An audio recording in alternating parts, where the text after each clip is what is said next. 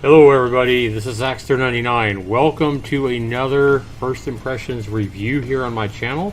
This is a classic 80s kind of a shooter game called Dangerous Skies 80s Edition. It launched last month on July the 5th and it comes in at a price tag of $1.99. So looks like, reminds me a lot of, like Galaga or Galaxian, something like that. Doesn't look quite as flashy as those old 80s games, but maybe it's fun. We're going to find out if Dangerous Skies from the developer Team Omega is worth your $1.99, and it looks like this is their third game in the last couple of years. So we'll be back to go ahead and give Dangerous Skies 80s Edition our first look and a first score right after this.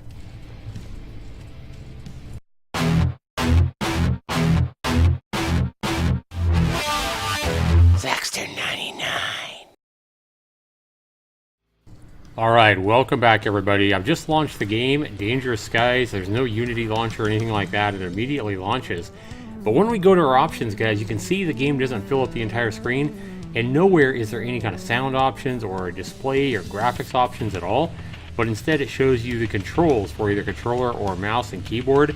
You have 1, 2, 3, 4, and 5 to change the color of something, R to restart, WASD to move, and left and right mouse button for your attacks.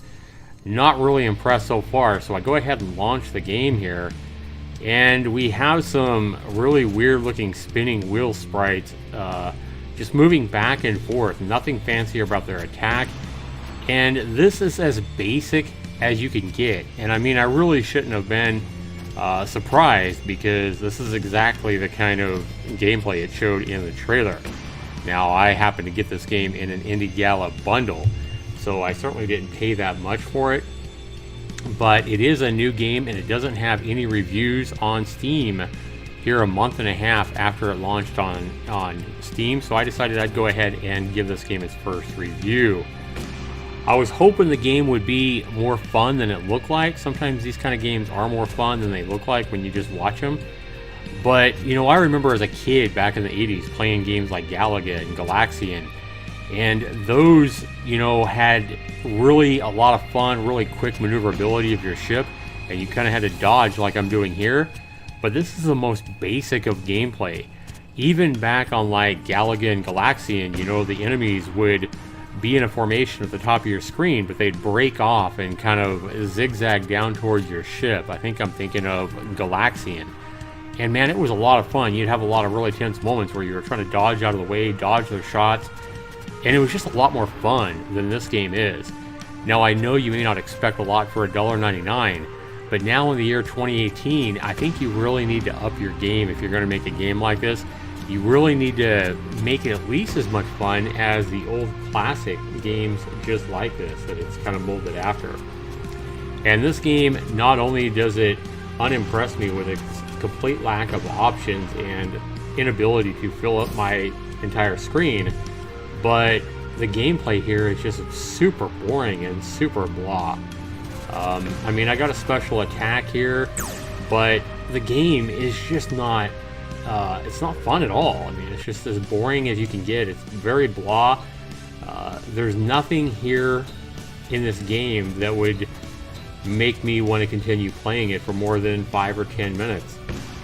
It's just, and nobody's a bigger retro kind of a game player than myself. I mean, I typically love these old school kind of shooter games like this, but with this one, no. Let's go ahead and give this game a first impressions review, guys. As I do with all these kind of indie games, I look at the game based on what kind of game it is and try to score it based on, competition and the price and everything like that.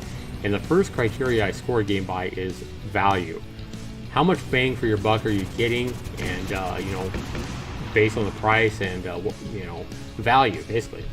It's worth 40 points. It is the biggest part of my score. And with this game, guys, $1.99 for this. I think most people are going to play this game maybe 10 to 15 minutes tops and be done with it forever. They'll never have a reason to come back and play this again.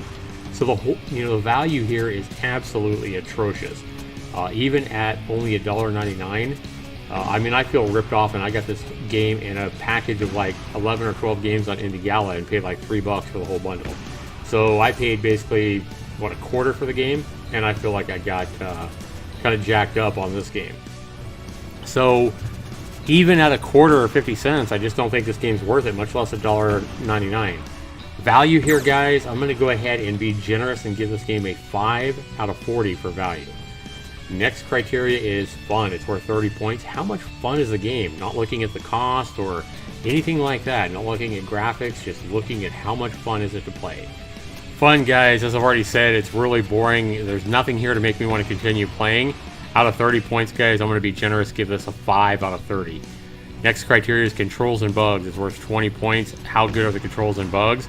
It's not great. I think it's a little bit too slow, but I'm going to take points away for you not being able to fill your widescreen with the game, and I'm going to give this game a 15 out of 20. Definitely the highest part of my scoring here, 15 out of 20 points for controls and bugs.